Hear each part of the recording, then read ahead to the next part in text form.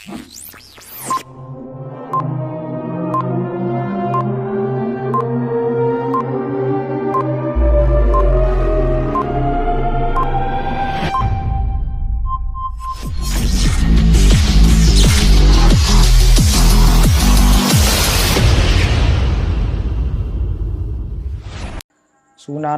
Alhaji Abubakar wanda aka fi sani da jikan malam. Yanzu kwanaki wani a jaka ita ko mota Allah ya haɗa shi da tantan. Kawai mai buge tantan suka yi buci-buci. Kamar yadda aka tambayi tarihin rayuwata, an haife ni a unguwar Gama a Brigade nan layin 'yan dusa. Kuma na taso a ƙarƙashin makarantar Malam Kamisu mai almajirai a nan layin Rijiya. A nan ne makaranta ta allo. Kuma Allah da hikimarsa akwai a Alhaji Malam Usman wanda aka fi sani da ɗan marayin zagi, shine halifan Malam Lawan Ƙalarawi, Allah ya ji kansa. A sanadiyar zuwa da muke haka da abokai mana zuwa unguwar, to sai ya zama na cewar kayan wa'azi sai mu gansa a tare. Lokacin za a ɗauki kaya a tafi Shahuci can inda Ƙalarawi yake wa'azi. To a matsayinmu na wanda muka ga kamar mu aikin ƙarfi muke a wajen, sai in ga ana ƙyama kayan lasifika da inji, sai in ga da kowa yana gudun zai ɗauka. Sai nake cewa to ba matsala, na tambayi Alhaji na ce to zan zo rika kai kayan. To zan ɗauki kayan wa'azi kayan wa'azi in kai, ina makaranta dai. To daga nan Allah da hikimarsa har ta kai cewar duk lokacin da Malam ya zo sai ya ce mu je mu ɗan fara ƙira'a haka. Daga dai jan baƙi dai muna ɗan ƙira'a muna ɗan taɓawa, kuma har Allah ya kai ga muka yi yawo namu na kanmu. Inda na samo sunan jikan malam, wato da yawa akwai mutane wanda suke a sauraron wa'azina, to kuma sai su rika ce min jikan malam. To mutane da yawa sun yi ca, kowanne sai ya zo ya tambaye ni ya ce wai malam ɗin to malam wa, kai jikan malam ne, to malam wa? Sai in ce ai jikan malam, ni dai a haka nake a jikan malam. Kuma Allah da hikimarsa kakana maƙeri ne, kuma a tarihin kakana shine kusan sarkin ƙira ma na Daura gaba ɗaya, tunda asalin mahaifiyanmu yar Daura ce. Yau hata talaka na ƙauye in zai kawo akuya kasuwa da daddare sai ya sa ya ɗan wake. Wannan shafuffukan sada zumunta gaskiya yaran ba sa mun adalci.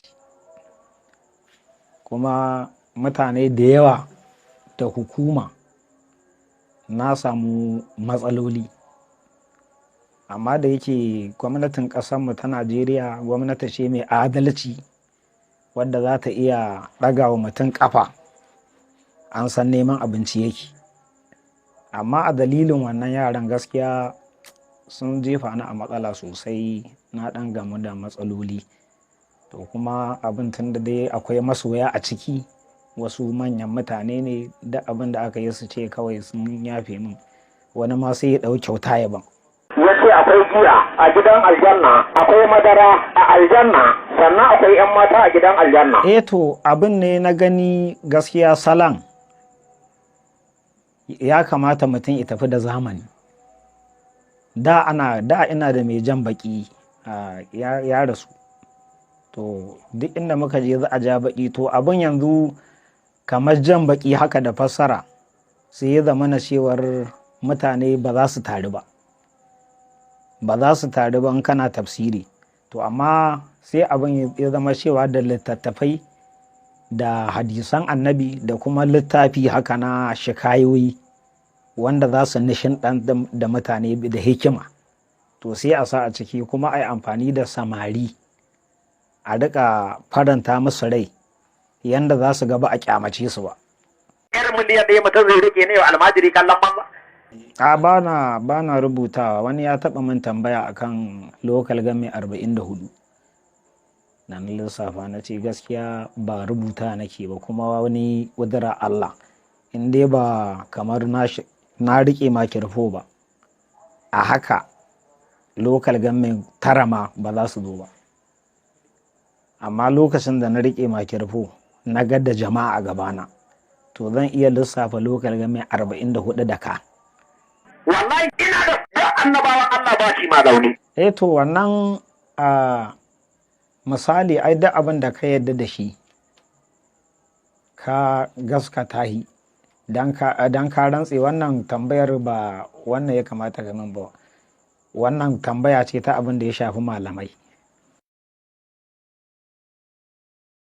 Sai dai kawai dan jan kunne da kashedi, da kuma akwai manyan mutane wanda zan je ga masu su ce don Allah abubuwa da Allah in gyara harshe na. Kai talaka ka kiyaye kunan masu kuɗin nan, billahi lazi za ka kunan alaka. Gaskiya albarkacin wannan karatun na samu alfarma ta sanin mutane manya wanda Allah da hikimarsa ko a hasashe na a yanda nake gani ko lassara na zama